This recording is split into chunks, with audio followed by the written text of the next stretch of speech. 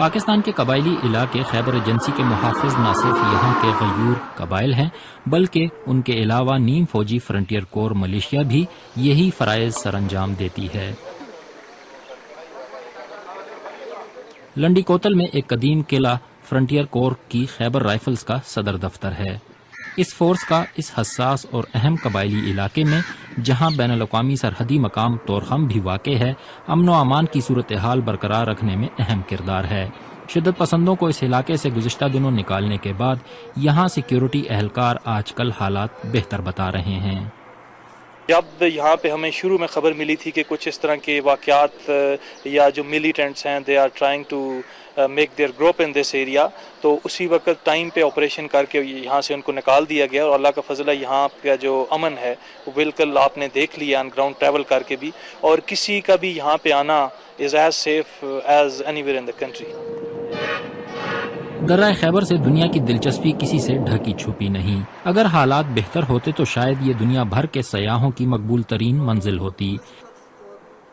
ابھی ان کی تعداد میں کافی کمی ہوئی ہے، لیکن اس سے پہلے کافی تعداد میں ٹورسٹ یہاں پہ آتے رہے، یہاں سے پاک افغان بارڈر کا نظارہ دیکھنے کے لیے۔ اس کے علاوہ ہسٹوریکل پلیسز ہے یہاں پہ، جس طرح آپ کے سامنے یہ تمرلین پریزل ہیں، تو یہاں اس سے پہلے کافی لوگ آتے رہے، ابھی اتنے خاص نہیں آ رہے۔ خیبر رائفلز کے اس قدیم قلعے کا ایک کونا ایسا بھی ہے جہاں دنیا بھر کے سربراہان حکومت، اعلیٰ ترین فوجی اہلکار اور معروف اداکار دورے کر چکے ہیں۔ ان دوروں کی تاریخ یہاں خیبر رائفلز میس میں محفوظ ہے۔ میجر سہیل احمد نے مجھے اس میس کا دورہ کروایا۔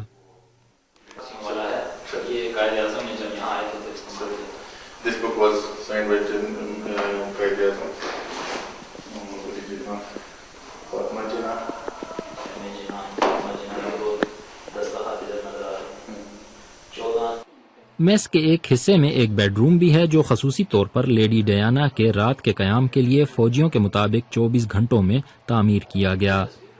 میجر سہیل کے مطابق ملک میں خراب سیکیورٹی حالات کی وجہ سے اعلیٰ ترین سرکاری مہمانوں کا یہاں آنا کم ہو گیا ہے۔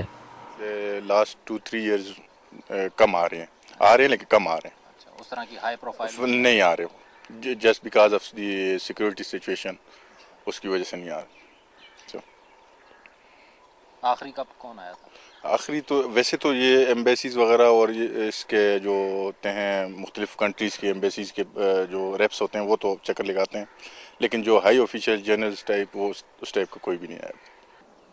میس کی طرح اس کے باہر لان میں ایک اور دلچسپ کہانی سننے کو ملی۔ اس قدیم درخت کو ایک رات شراب کے نشے میں مدہوش انگریز فوجیوں نے زنجیروں سے جکڑ دیا۔ بقول ان نشے میں مست فوجیوں کے اس درخت کا قصور یہ تھا کہ یہ انہیں حرکت کرتے دکھائی دیا۔ اس میس کی رونقیں کب واپس آئیں گی، اس کا انحصار بھی ملکی سیکیورٹی حالات کی بہتری پر ہے۔ ہارون رشید، BBC خیبر رائفلز میس، لنڈی کوتل۔